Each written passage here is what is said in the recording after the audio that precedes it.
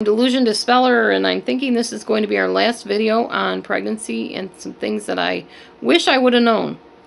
So, baby's coming. This is the big day. The day. I thought the last video was going to be the day, but it really wasn't. It was the preparation for the day. Baby's coming now. Baby is on its way in this video. You have gone through labor. Now it is birth time.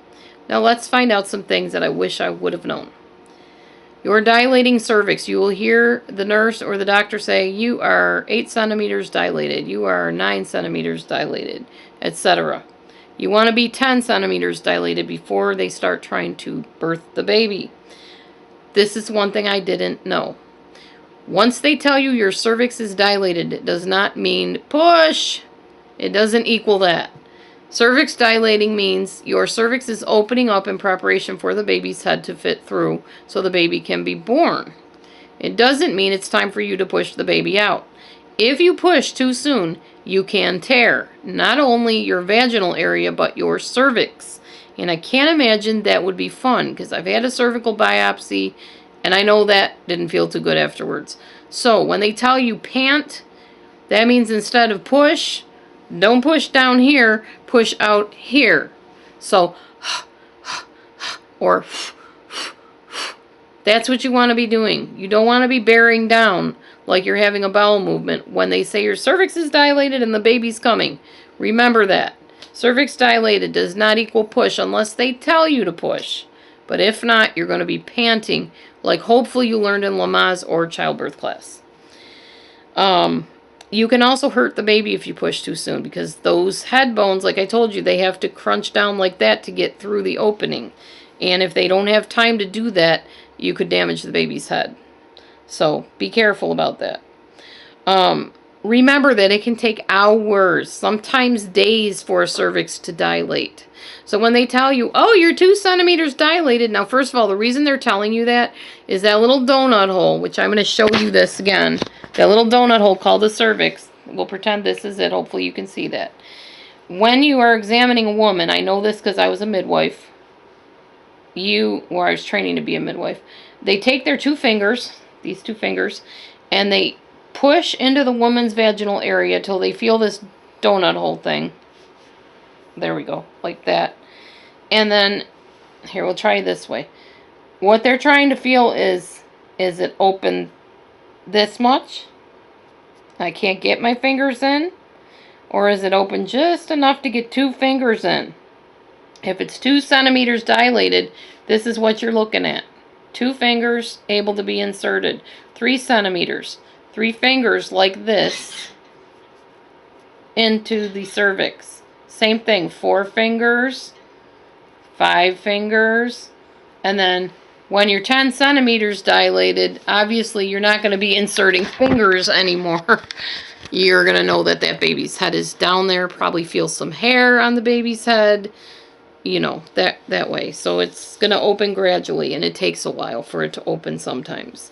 Sometimes the cervix does not open on its own, and they have to force it open, not with blunt force or anything, but with little things they can insert to stimulate with a chemical to get the cervix to open. So you may need help. I already talked about inducing and C-sections, so those are other things that may have to be done. Do not agree to anything being done to your cervix or to a C-section or anything like that unless there is a really good reason for them doing that. Hospitals have been known to do C-sections because they pay higher. There are a lot of routine C-sections that are done that don't need to be done as C-sections. They could be natural births even after the former C-section. So check up on that and make sure that if they're telling you you need a C-section, there is a really good reason for it. If the baby is turned in a weird position, have the doctor or midwife try to turn the baby. They can do that. They can have U-shift position. They can insert their fingers or their hand even and twist the baby's head around so the baby is facing the way it should be facing. Which at the time of birth, believe it or not, the baby should be facing head down with the back of the head towards you. Or, I'm sorry, not the back of the head. Well, in the womb, the baby's back of the head is facing towards you. As the baby's born, the doctor should turn the baby gently so the baby's face is up. Babies can be born in any different positions, but the easiest on the mother is the face up birth position. Or if they can turn the baby sideways, sometimes that helps. It just depends on the baby and the size of the head and all that stuff. Just make sure that if they're going to do something with the baby, you know what's going on and you've done your research. Do not let them put a belt on you unless it's absolutely necessary. They will say, well, we need to strap you down to monitor the baby's heart rate. You're free to monitor the baby's heart rate, but I'm walking until labor progresses. That's when you first get to the hospital. Once the baby's labor has gotten to the point where you're fully dilated or almost fully dilated, like 6, 7, 8, 9, 10 centimeters, then tell them, okay, you can put the belt on me now. You don't necessarily have to lay down, but you should be sitting at least so that you're laying still enough for them to monitor the baby's heart rate. They can also do an internal monitor, which is like a little tiny needle thing that they put in the scalp of the baby. It doesn't really hurt the baby too much. I don't think it hurts the baby at all, really. I've never seen any evidence of that. But in some cases it might. So at the last resort, let them do a scalp internal monitoring. But sometimes it's necessary to figure out what's going on with the baby's heartbeat. And obviously you need to monitor that. Let's see. We already talked about episiotomies. As the baby's coming out, have your midwife, your doctor, whatever, put oil on their hands. Massage your vaginal area so they can ease the baby's head out. Let the baby come out on its own, if at all possible. They do not have to force the baby out with forceps or pulling the baby's head or anything like that. Your labor should be able to push that baby gently into the world. And if it's not, then sometimes other means need to be used. But in most cases, if the mother's healthy and baby's healthy and it's a normal birth, the baby will come out through the labor birth or through the labor contractions. No need for intervention. Also, no need for humongous pushes either, unless it's helping in some way. Maybe you're just a tiny pusher and they need you to push hard. They'll tell you bear down.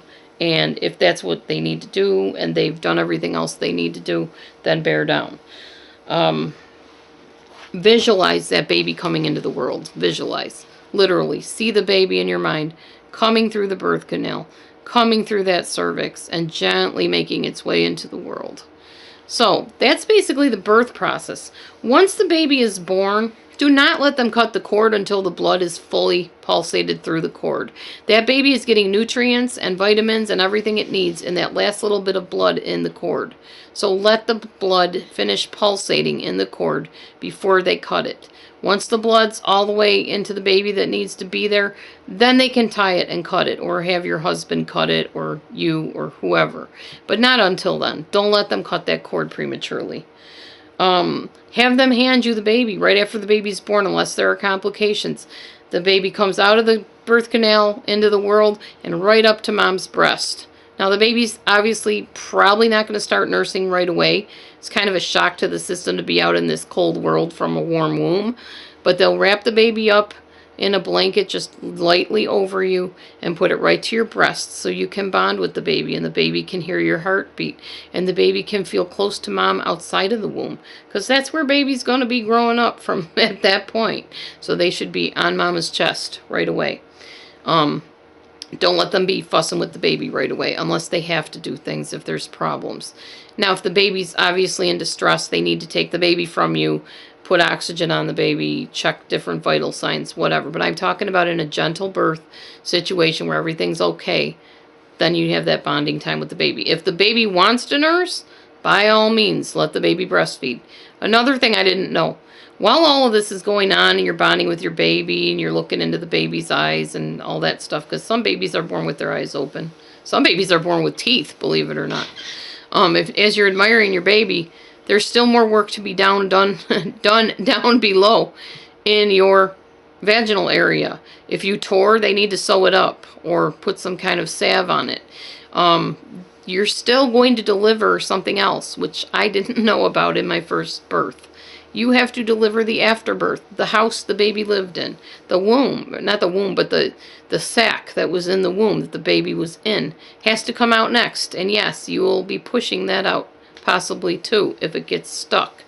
All of it needs to come out fully intact, or else there could be problems. So Just listen to what the nurse or doctor is telling you to do. Let that afterbirth be delivered, and then they'll patch you up, probably put some ice on the perineum where the baby came out so your swelling can go down, and you'll be on your way to the recovery room with the baby, hopefully, in your arms, or possibly if there were problems, the baby will be in a little incubator or in the baby bassinet that they bring it into your room with. You can decide ahead of time whether you want to room in with the baby, which means you, on demand, will feed your baby when you want. They'll have the baby right next to you in a little glass bassinet. You take the baby out, nurse them, put them back into the bassinet, change the baby's diaper, whatever the baby needs. You're mom now, so that's what you'll do. Or if you don't want to do rooming in, I don't know how they do this in hospitals anymore. They may not even have the option. But if you don't want to, then the hospital staff will take care of your baby for you, change the baby, feed the baby bottles, etc. By the way, I believe breast is best, but in some cases you can't breastfeed. There may be some type of a problem with your breast milk. Baby may need more nutrients than what the breast milk has. Everybody's different, but if you can breastfeed, it's very, very important. Natural foods for baby are the ultimate, and there is something in your breast milk. I'm trying to think of what it's called. It's slipping my mind now. Oh, what is it? Oh, my goodness. There's an element in your breast milk, which is escaping my mind for some reason. Colostrum, that's what it's called. The baby needs that first bit of breast milk for immunity, protection against disease and germs and things like that could attack the baby early on. So if you can breastfeed, please do. Very important.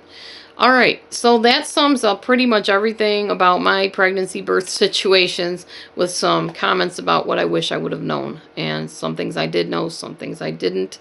Anyways, my name's Laura Beth Colbert, or Delusiondispeller. I am a life coach. I have been helping people since 2009 and professionally since 2013. If you need any help, I do offer paid sessions. You can reach me at delusiondispeller@gmail.com. I'm happy to help. Please subscribe to my channel, leave comments, questions, criticisms, and please, please keep watching. Thanks for your support. Thanks for your encouragement. Thank you just for being there. Without you, I wouldn't have a channel, and I appreciate each and every one of you. And stand by. There will be more videos when I come up with more ideas. Have a great day. Bye for now.